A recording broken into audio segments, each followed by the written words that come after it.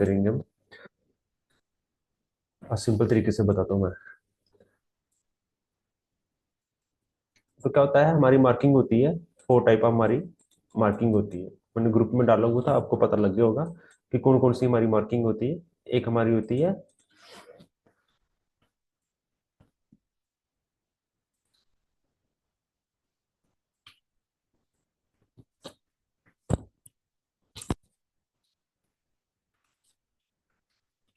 Normal marking. Second हमारी होती है body to wick marking. Third हमारी होती है क्लोजिंग बेस मार्किंग। और फोर्थ नंबर पे होती है हमारी, होल्ड रखना है।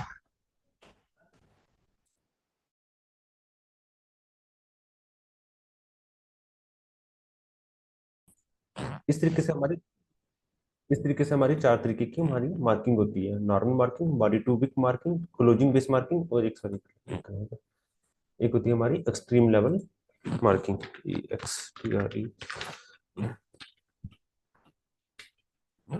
एक्सट्रीम लेवल मार्किंग, जो होगी हमारी चार तरीके की मार्किंग। ओके। अब जो हमारी नॉर्मल मार्किंग होती है वो कैसी होती है कि आपकी जो कैंडल है,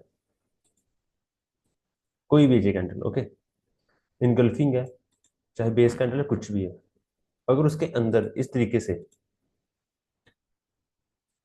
से हमारी बिक निकली होती है, ये वाली, इस तरीके से हमारी बिक निकली है, और अगर हम उसकी लो और हाई को मार्क करेंगे, मतलब बिक टू बिक मार्क करेंगे, ये हो जाती है हमारी नॉर्मल मार्किंग। कोई भी कैंडल को अगर इस तरीके से मार्किंग करेंगे, वो क्या होगी हमारी एक नॉर्मल मार्किंग, जो होगा हमारा एक पूरा जोन जो भी हम ट्रेडिंग करेंगे। ओके। एक होती है हमारी नेक्स्ट जो होगी हमारी, ये होगी नॉर्मल मार्किंग। अब यही अगर इस तरीके से जहां पे आ जाए, इसको बोलेंगे बॉडी टू बिक मार्किंग, कि बॉडी पे हमारी क्लोजिंग है और जो हमारे बिक का लो था वो हमारी मार्किंग होगी। बॉडी टू बिक मार्किंग हमारी ये होगी, इसको बोलेंगे बॉडी टू बिक मार्किंग। ओके। तीसरी हमारी कौन सी होती है कि आपने मान लो जेबिन लगाया, जेबिन लगाया, आपने लो नहीं लगाया, आपकी होगी क्लोजिंग बेस मार्किंग, कि जहां पे प्राइस ने क्लोज किया हो। कोई भी कैंडल हो, चाहे रेड कैंडल हो इसके साथ, चाहे ये रेड कैंडल हो, ये रेड कैंडल हो, ओके, इसकी क्लोजिंग बेस मार्किंग जो हम लोग करते हैं, इसको बोलेंगे हम क्लोजिंग बेस मार्किंग। इसमें क्या होता है, आप इसकी जो अपने इसकी जो बिक होती है इसको मार्क नहीं करते। जी हो गया हमारी क्लोजिंग बेस मार्किंग, हो गया हमारा। इसके बाद होता है हमारा extreme level marking. Extreme level marking क्या मतलब कि जैसे मान लो ये हमारा प्राइस इस तरीके से क्लोज हो गया और अगला प्राइस इस तरीके से ऊपर ऊपर चला गया, कि जब हमारा प्राइस क्लोज हुआ मतलब कोई जोन में आया, इस तरीके से हमारी कैंडल क्लोज हुई और उसकी नेक्स्ट कैंडल इस तरीके से ऊपर चलेगी।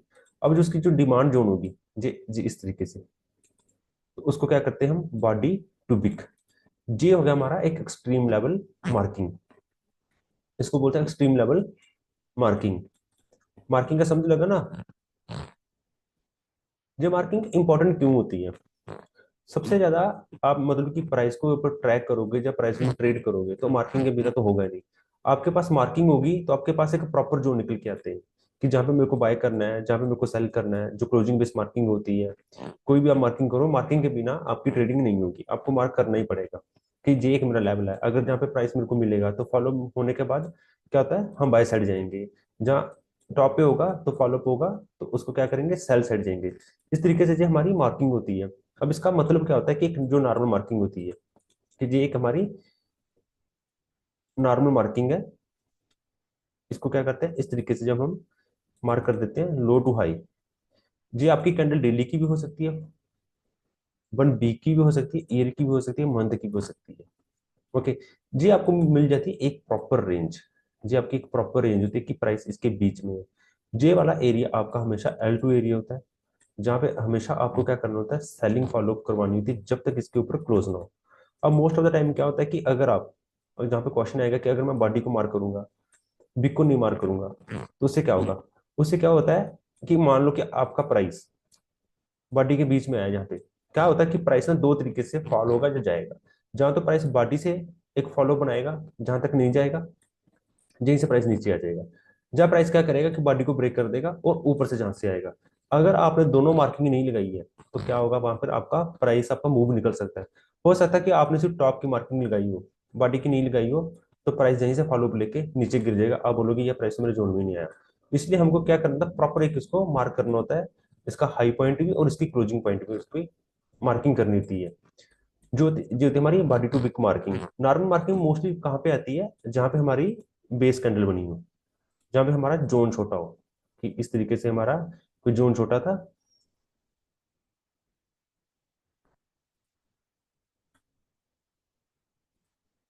वहां पे, तो उसको पूरा मार्क करेंगे। ये एरिया जो मेरा पूरा होगा, ये मेरे एक नॉर्मल मार्किंग के बीच में आएगा। ये भी एक नॉर्मल मार्किंग का हिस्सा है। तो इतना पता लग गया ना आपको। हेलो संदीप भाई, पता लगा? हाँ जी, हाँ जी, वो लग मार्किंग, गया। मार्किंग क्लियर हो रहा है ना? ठीक है, अब इसको ना चार्ट के ऊपर देखते हैं हम। ठीक है, हम्म।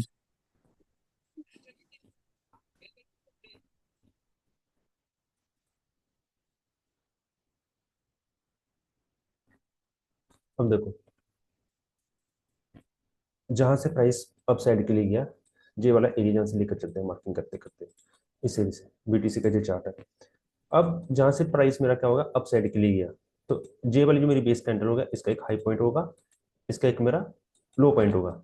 जे एरिया मेरा क्या बन जाएगा, ऐसी डिमांड एरिया। जब भी प्राइसेस के बीच में आएगा, आपको क्या करना होता है, फॉलो अप करवाना होता है। जब तक इसके बीच में प्राइस नहीं आ रहा है, आपको ट्रेड नहीं लेना होता है। मोस्टली जहाँ पे क्या था कि प्राइस जहाँ से स्विंग हाई करके ऊपर चला गया, अब उसके बाद क्या हुआ, जहां से जैसे प्राइस के ऊपर गया, तो एक जहाँ पे मेरी, जहाँ पे एक नॉर्मल मार्किंग, जहाँ पे जे बेस कैंडल है, बहुत सारी मल्टीपल कैंडल्स है मेरी, जे वाला, जे एक मेरा जोन है। जे भी एक जोन है, क्यों जोन है, क्योंकि जहाँ पे प्राइस ने क्या है, इसका हाई भी तोड़ा हुआ है, ऊपर से स्विंग लिया हुआ है। और देखो जैसे प्राइस इसके बीच में आया, प्राइस ने आपको मूव दिया अच्छा खासा इस जोन तक वापस। ओके, ये होता है हमारा एक मार्किंग का पैटर्न। अगर मार्किंग नहीं होगी, आपको क्लियर ही नहीं होगा कि प्राइस कहाँ से कहाँ तक जाएगा।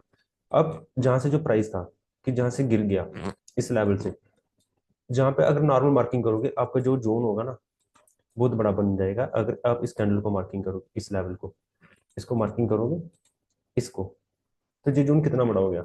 आप क्या करोगे, आप अगर यहाँ पे ट्रेड करोगे, आपका तो स्टॉप लॉस भी बहुत बड़ा बन जाएगा ना।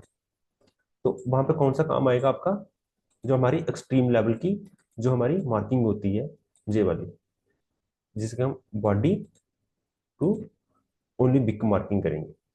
आपको पता लग जाएगा कि ये जो मेरा एरिया है, नीट एंड क्लीन एरिया, मेरा सप्लाई एरिया क्यों है, कि जहां से प्राइस ने क्या किया था, एक नेगेटिव स्ट्रक्चर भी बनाया था। प्राइस ने इस वेव के नीचे क्लोज कर दिया था। तो जहां से प्राइस ने एक बार के लिए अपनी जो है रिवर्सल जहां पर दिया था, और जैसे प्राइस इसके बीच में गया, इस एरिया के बीच में, देखो लिक्विडिटी स्वीप की, नीचे आया, रीटेस्ट किया, और प्राइस पूरा नीचे फॉल। ओके, ये होती है हमारी मार्किंग का कमाल होता है, कि आपको मार्किंग करनी होती है। अब जे, जैसे जे लेवल था, जे वाला एक, अब इस बेस कैंडल को आप पूरा मार्क करोगे, जे वाला, जे वाला। अब देखो ये कितना बड़ा जोन है। अब अब जैसे प्राइस इसके बीच में आ रहा है, जैसे आपको पुल बैक मिल रहा है, ये जोन क्यों टूटा, ये क्यों है, इसके पीछे अलग कहानी होती है। जब जहां पे पहुंचेंगे आपको मैं बता दूंगा। ठीक है, इतना आपको मार्किंग के बारे में पता लग गया ना। अब कोई डाउट है मार्किंग का किसी को, कि किस तरीके से आपको मार्किंग करनी है? जी सर, आगे सर। ओके ना, मार्किंग को देखो। अब ये ना देखो, बीटीसी यूएसडी है। अब जहाँ कहाँ पे है ये, अगर ध्यान से देखोगे ये कहाँ पे है, एक मेरा इस जोन के बीच में है, इस सिंगल कैंडल है जहाँ पे प्राइस, ये एक मेरे डिमांड जोन के बीच में। अब देखो इसलिए इस जोन को ये इतना इजिली ब्रेक नहीं कर रहा है प्राइस अभी तक फिलहाल के लिए। तो उसके बाद प्राइस ने क्या किया, कि अगर जहाँ पे मेरी एक अब आएगी नॉर्मल मार्किंग वीकली की, क्यों, कि जहाँ पे आप देखो कि बी की एक कैंडल लगने वाली, हाई एंड लो, उसी के बीच में सारा प्राइस घूम रहा है। सबको लग रहा है जहाँ के ब्रेकआउट हो गया, प्राइस ऊपर जाएगा, नहीं होगा। ये मार्किंग आपकी आ गई, जी है आपकी नॉर्मल मार्किंग। एक साइडवेज रेंज की मार्किंग, इसका हाई एंड लो। मैंने आपको एक साइडवेज की रेंज की मार्किंग बताया था, क्या होता है कि आपको क्या करना होता है, साइडवेज में जो हाईएस्ट जोन हो उसको मार्क करना होता है, जो लोएस्ट जोन हो उसको मार्क करना होता है। अब आपने उसमें ना बहुत सारी कंफ्यूजन होती है। अब मान लो कि आपको कोई ग्रीन कैंडल मिली नहीं हाईएस्ट क्लोजिंग के लिए, तो आपको ये चीज देखनी है कि अगर प्राइस एक ही कैंडल के बीच में चल रहा है तो उसका हाई एंड लो मार्क कर लेना होता है। ओके, जरूरी नहीं होता कि आपको मतलब कि हमेशा ग्रीन कैंडल ही मिले टॉप के ऊपर जिसकी हाईएस्ट क्लोजिंग के लिए। अगर वीकली में ये नहीं मिल रहा है फिर क्या करो, आप डेली में आओ, फिर आपको बताता हूँ तरीका। अब डेली में जो साइडवेज होना ना, जे वाला, अब देखो इसकी जो हाईएस्ट क्लोजिंग है वीकली में, जे वाली थी, जहां से प्राइस शुरू हुआ था इसकी हाईएस्ट क्लोजिंग जे, और लोएस्ट क्लोजिंग जे वाली। अब देखो प्राइस ने कितना सारा जहाँ पे मूव किया है, ये देखो कितना सारा इसी एरिया पे जैसे प्राइस आ रहा है अप साइड के लिए जा रहा है, अप साइड के लिए जा रहा है। और एक जो मेरी सब रेंज थी इसकी हाईएस्ट क्लोजिंग की, जे वाली, जहां पर मार्किंग होती है आपकी इस लेवल पे। अब देखो जहां पर सबको लग रहा है कि प्राइस ने जहाँ पे ब्रेक डाउन कर दिया, लेकिन प्राइस जहां से रिजेक्शन ले रहा है ना, ये देखो कितना रिजेक्शन ले रहा है जहां से। क्यों ले रहा है? इसलिए क्योंकि ये प्राइस का लोएस्ट पॉइंट है जे वाला। अब उसके एरिया में प्राइस बॉटम पे आ गया। इसलिए मार्किंग इतनी ज्यादा जरूरी होती है कि अगर आपको मतलब कि वीकली में, जैसे ये प्राइस आपका वीकली में आपको हाईएस्ट क्लोजिंग यहाँ पे नहीं मिल रही है, आप क्या करो कि अगर प्राइस तो एक कैंडल के बीच में है, जैसे इसके बीच में, इसको पहले नॉर्मल मार्किंग करो इसके साथ, फिर आप आओ डेली में। अब डेली के जोन में आप देखोगे इस एरिया में मेरा हाईएस्ट जोन कहाँ पे था, जहाँ पे प्राइस ने क्लोजिंग कराया था हाईएस्ट ग्रीन कैंडल का, एक निकल के आएगा जे, और लोएस्ट कहाँ पे निकल के आएगा, एक निकल के आएगा जे वाला। उसके बाद उसके बाद देखो कि हाईएस्ट बिक कहाँ पर थी इसकी, एक आ गई जे वाली। इस प्राइस एक्शन को नहीं देखना जो बाद में हुआ, मैं उस बी कैंडल की बात कर रहा हूँ। ओके, उसके बाद यहाँ पे प्राइस का जे वाला लोएस्ट, जे आपकी पूरी एक जोन मार्किंग होगी साइडवेज की। अगर आपको डेली में भी, मान लो कि डेली में भी जहाँ पर आपको हाईएस्ट क्लोजिंग नहीं मिल रही है, कि जहाँ पे सिर्फ रेड कैंडल है, रेड कैंडल है, फिर क्या होगा, आपको आना पड़ेगा 4 हावर में, बस इससे नीचे नहीं जाना। अब 4 हावर में जो हाईएस्ट क्लोजिंग होगी इस जोन की, वहां पे मार्किंग करो, जो लोएस्ट होगी उसको मार्किंग करो, जैसे इस तरीके से। ये साइड में मोस्ट इंपॉर्टेंट है, ये देखो वहीं से प्राइस रिजेक्शन हो रहा है ना। अब जब ये आपको पता हो जाएगा ना, तो फिर क्या होगा, आपकी जो ट्रेडिंग के स्टॉप लॉस होंगे ना वो कम लगेंगे। ओके, इतना क्लियर है ना? संदीप भाई क्लियर है इतना? हाँ जी, हाँ जी, क्लियर। हम्म।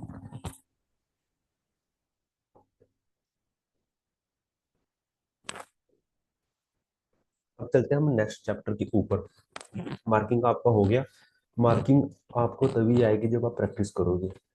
मेरा काम आपको पढ़ाते जाना, आपका काम है प्रैक्टिस करना चार्ट के ऊपर। टेढ़ी मेढ़ी मार्किंग करो, लेकिन करो जरूर, मेरे को स्क्रीनशॉट भेजो कि मैंने जो मार्किंग की मेरी सही है कि गलत है, मैं आपको करेक्ट करूँ। ओके, ऐसे क्लासेस आगे करते जाएंगे, उससे ज़्यादा बेनिफिट भी नहीं होगा। बाकी कोई बात नहीं, क्लास तो रिपीट होती रहेंगी। तो नेक्स्ट क्या हो गया कि मैंने आपको बोला कि आपको ट्रेडिंग करनी थी, ट्रेंड के साथ आपको ट्रेड देना होता है। अब सबसे मेन इंपॉर्टेंट है कि एनालिस्ट टाइम फ्रेम क्या होना चाहिए हमारा, जैसे आपको इंट्राडे करना है या आपको स्विंग ट्रेड करना है। ओके, अगर आपको इंट्राडे करना ना, अगर आपको प्राइस का इंट्राडे करना है, तो सबसे पहले आपको वीकली का स्ट्रक्चर देखना पड़ेगा, वीकली। उसके बाद देखना पड़ेगा डेली का स्ट्रक्चर, फिर 4 हावर का स्ट्रक्चर, और 1 हावर का स्ट्रक्चर, एंड लास्ट 30 मिनट और 15 मिनट। ये आपका होगा एनालिस्ट टाइम फ्रेम इक्विटी का। अगर आप इंडियन स्टॉक मार्केट में इंट्राडे करोगे, मैं यहाँ पे लिख देता हूँ कि आपको एनालिसिस किस तरीके से आपको करना है। आपका जो एनालिस्ट टाइम मुकेश होगा। भाई, जी जी। ਇੱਕ ਇੱਕ ਚੀਜ਼ ਹੋਰ ਜ਼ਿਆਦਾ ਹੈ, ਤੁਸੀਂ ਹੁਣ ਦੱਸਿਆ ਨਾ, हम्म। ਜਿਹੜੀ ਤੁਸੀਂ ਹੁਣ ਮਾਰਕਿੰਗ ਦੱਸੀ ਆ 4 ਹਾਰ ਤੱਕ, ਉਸ ਤੋਂ ਥੱਲੇ ਨਹੀਂ जाना ਹੁੰਦਾ। जाना होता है लास्ट 1 मिनट में भी जाना होता है, लेकिन पहले स्टार्टिंग में जैसा बिगिनर हो ना, आप इसके नीचे मत जाओ। आप बड़े लेवल की अच्छा। मार्किंग करोगे ना वो बेटर होगा, वहां पर आपको बेटर रिजल्ट मिलेंगे। छोटे टाइम फ्रेम में जाओगे तो दिक्कत हो जाएगी, क्योंकि सबसे बड़ा जो ठीक प्राइस मूव ठीक। करता है ना वो बड़े टाइम फ्रेम में करता है, वहीं से आपको बड़े बड़े मूव अच्छा मिलते अच्छा। हैं। इसलिए अगर आपको इंटरडे करना है हम्म। ना, आप देखो इंटरडे करना है तो इंटरडे करने के लिए पहले आपको वीकली का डेली वीकली का एनालिसिस होना चाहिए आपके पास, डेली में होना चाहिए आपको, 1 हावर में होना चाहिए, 1 हावर, 30 मिनट एंड 15 मिनट। ये आपके हो गए एनालिस्ट टाइम फ्रेम। जब भी आपको इंट्राडे करना है, जिस दिन भी करना है, हर दिन जब करना है, जे सबसे पहले आपका सिनेरियो जे जरूर होना चाहिए फॉर इक्विटी इंट्राडे के लिए। जहां से एनालिसिस आप स्टार्ट करोगे इंट्राडे के लिए, और 15 मिनट में लास्ट आपकी मार्किंग और रहेगी। सर ठीक है। हम्म।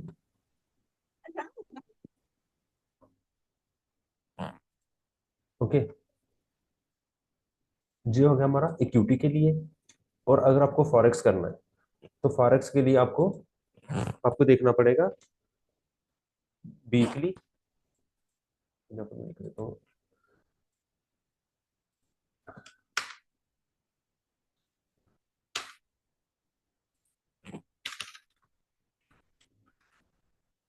equity।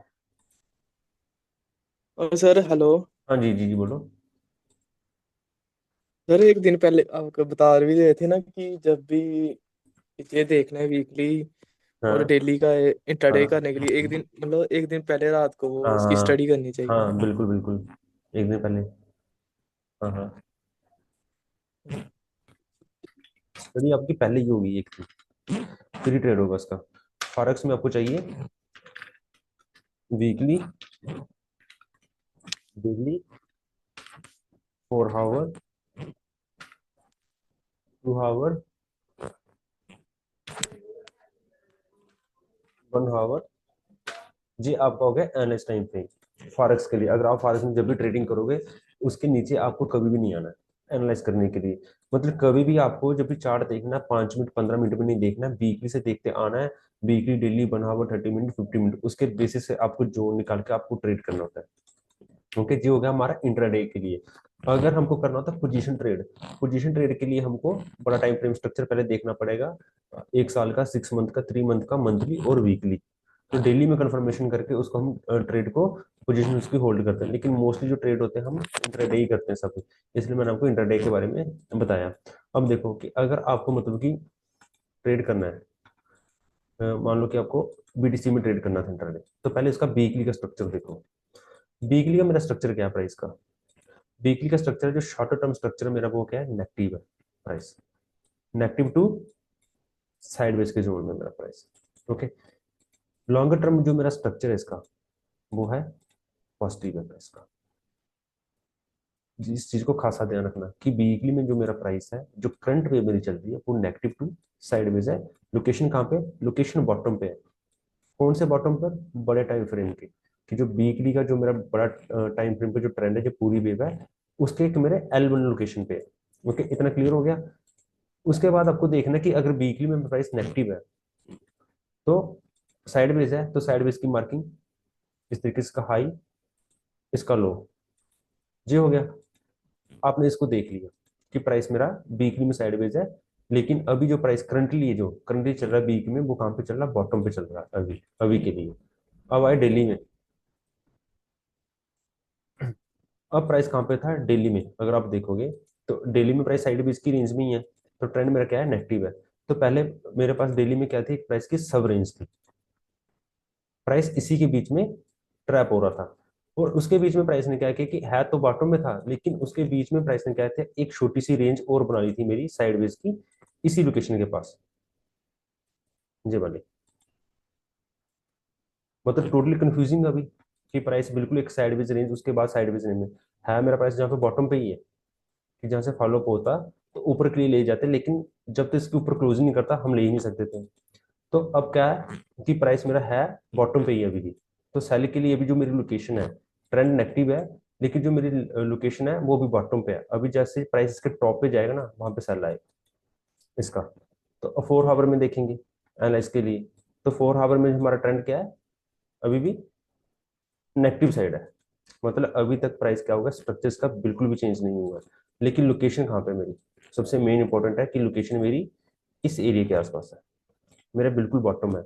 तो जहां पे अभी मेरे को क्या करना होता है? वेट करना होता है प्राइस को। अगर आपने इतना देख लिया, 4 आवर में आपका एनालाइसिस हो गया, आपकी जो मार्किंग होगी इस तरीके की आपकी मार्किंग होगी, तो आपको पता लग जाएगी जहाँ पे मेरे को क्या करना है, कि जहाँ पे आपको करना है इंतजार, कि जहाँ पे सेल तो नहीं करना आपको।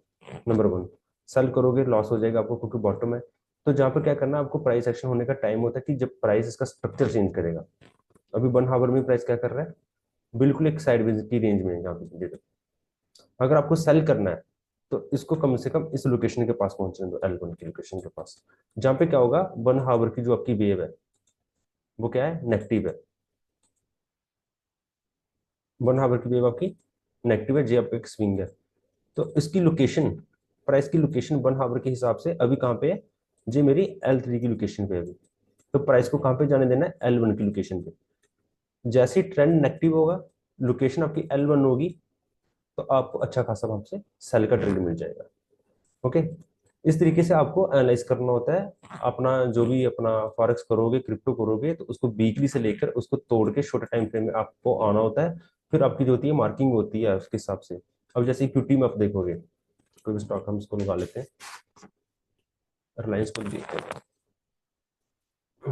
कंफ्यूजन तो नहीं हो रही?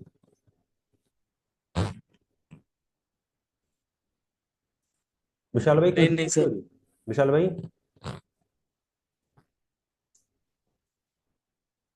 ओके, रिलायंस को देख, RELIANS। अगर आपको मान लो कि रिलायंस में इंट्राडे करना था आपको, तो सबसे पहले आपको कहाँ पे जाना है, इंट्राडे करना है। रूल नंबर 1, सबसे पहले वीकली में देखो कि वीकली का स्ट्रक्चर क्या है मेरा प्राइस का। अभी प्राइस का जो करंटली स्ट्रक्चर है, पहले तो इस तरीके से पूरी इसको वेव देखनी थी। अभी आपका वेव का चैप्टर आया नहीं है, तो इसको मैं अभी टच नहीं करूंगा। जो मैंने पढ़ा है वो देखो। अभी आपने वीकली का स्ट्रक्चर देखा, तो वीकली का स्ट्रक्चर क्या है मेरा, एक नेगेटिव साइड है, जहां से प्राइस क्या हो रहा है, फॉल हो रहा है। लेकिन उसकी लोकेशन कहाँ पे है, लोकेशन कहाँ पे, बॉटम पे है। इतना आपको क्लियर हो गया? वीकली में आपको इतना पता लगा कि जो मेरा प्राइस की एक लोकेशन थी वो एक मेरी बॉटम जोन है। तो बॉटम पे प्राइस क्या था, मेरा एक साइडवेज लोकेशन थी। अब इस लेवल पे आप मार्किंग किस तरीके से करोगे, जहाँ पे नॉर्मल मार्किंग करोगे एक्सट्रीम लेवल। अगर प्राइस आपका बॉटम पे है, इस तरीके से साइडवेज की लोकेशन पे है, ओके, जहां पे आपकी मार्किंग आएगी closing base marking, lowest closing, जे वाला जोन, और उसके बाद जे वाला जोन। ओके, अब उसमें क्या हुआ कि अब जहां से जो प्राइस है इसने इसका हाई ब्रेक किया हुआ है, एक बात ये होगी। अब जहां पे आप क्या करोगे कि ये जी आपकी मार्किंग, थोड़ा इसको रीएडजस्ट करोगे, जहां पे लेके आओगे इसको, जी आपका पूरा एक प्रॉपर जोन बन गया प्राइस का, कि प्राइस जब इसके बीच में आएगा तो मेरे को क्या करवाना है, फॉलो करवाना है। तो वीकली में आपने देखा कि प्राइस तो मेरा बॉटम के ऊपर है। अब आएंगे हम डेली में। अब डेली में देखेंगे आपका प्राइस कहाँ पे है, डेली में, ओ सॉरी, डेली में वीकली के बॉटम के जोन पे है। तो डेली में प्राइस क्या है, साइडवेज की रेंज में, जो आपने मार्किंग की, आपको पता लगे कि ये मेरे एक वीकली का जोन है। लेकिन जहां पर क्या था, प्राइस ऊपर नीचे हो चुका है इस लाइन के, तो आपको क्या करना है, इस लाइन को रीएडजस्ट करना है, इसको करना है, जिसको उसने तोड़ दिया हो। इसको नहीं करना है, जो जहां पे, इसको जहां ही रहने देना है। अब जहां पे आप डेली में कैसे रीएडजस्ट करोगे इसको, अब देखो कि डेली में साइडवेज रेंज है, तो डेली की जो मेरी एक हाईएस्ट जोन है, इसमें हाईएस्ट जोन आएगा, क्योंकि इसमें क्लोजिंग नहीं आएगी, क्योंकि ये सारी बेस कैंडल है। इस पे आएगी मेरी एक हाईएस्ट जे वाला, और लोएस्ट देखोगे इसका जे वाला। आपने देखा कि प्राइस मेरा डेली में भी साइडवेज की एक रेंज में है। फिर उसके बाद एनालाइज करो कि 1 आवर में प्राइस कहाँ पे है मेरा। हम देखो, आपको पता लगे कि प्राइस जो मेरा करंटली इस टाइम पे जो है वो L3 की लोकेशन पे है। मींस कल अगर आपको इसको इंट्राडे करना होगा, तो जो इंट्राडे के लिए प्राइस बिल्कुल भी बेस्ट नहीं है, क्योंकि प्राइस बिल्कुल L3 की लोकेशन के ऊपर है अभी। आपको जब भी ट्रेड लेना हो ना, तो आपको हमेशा देखना कि प्राइस जहाँ तक इस लोकेशन के पास हो, चाहे इस लोकेशन के पास हो। ओके, तो जहाँ पे जैसे प्राइस ये साइडवेज था, तो ये आपकी जो मार्किंग है, मतलब कि आपने मान लो कि इस दिन आपने 27 जनवरी को ट्रेड देखा होता है इस लोकेशन के पास, तो आपको इतने इतने बड़े मूव मिल जाते। फिर आपको क्या करना है, 15 मिनट में आपको आना होता है प्राइस को, ये देखो। ओके, अब 15 मिनट में क्या था कि 15 मिनट में अगर आप आओगे तो जे एक मेरा एक डिमांड जोन है, जे वाला। और जैसे ही आज मार्केट इसके बीच में ओपन हुआ, देखो जैसे फॉलो होके आपका जहां तक टारगेट आ गया। क्यों? क्योंकि प्राइस 15 मिनट में भी एक ही कैंडल के बीच में चल रहा है, सिंगल कैंडल के बीच में चल रहा है। तो बॉटम पे आपको बाय करना होता है, टॉप पे आपको सेल करना होता है। आप 5 मिनट में देखोगे, तो जहां पे हमको अच्छा फॉलो मिला जब प्राइस का, देखो 5 मिनट में देखो कितना प्राइस साइड में। यही चीज मैं आपको बताना चाहता हूँ। प्राइस बॉटम पे कहीं भी आए, कोई भी ऐसी लोकेशन में फंस जाता है, ये देखो प्राइस 5 मिनट में भी कितना साइड में चला, कितना जाना, ये देखो कितने बजे से लेकर सुबह 9:40 से लेकर तकरीबन 1:40 तक। आप मान लो कि जहां पर आप बाएं मार के बैठे हो, आपका दिमाग खराब हो जाएगा। जहां तक साइड विजिटिंग यही होती है, आपको लगेगा हमेशा यहाँ से ब्रेकआउट होगा, नहीं होगा, फिर प्राइस नीचे आएगा, फिर ब्रेकआउट, फिर नीचे, ब्रेक डाउन, जे इसी में फंसाता रहता है। और जब आप थक जाओगे उसको तो प्राइस मूव कर देगा।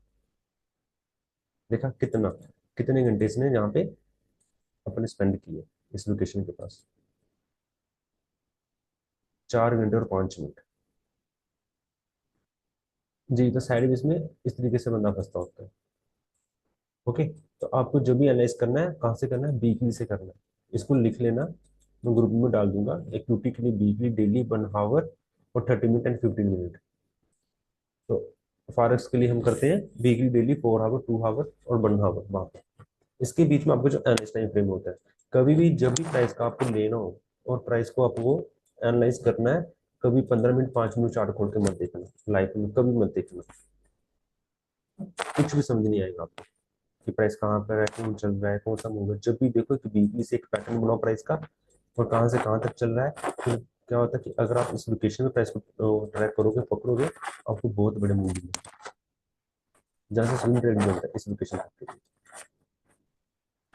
ओवरऑल प्राइस का क्या है, ओवरऑल स्ट्रक्चर साइडवेज ही है, मेन लोकेशन जी है प्राइस की।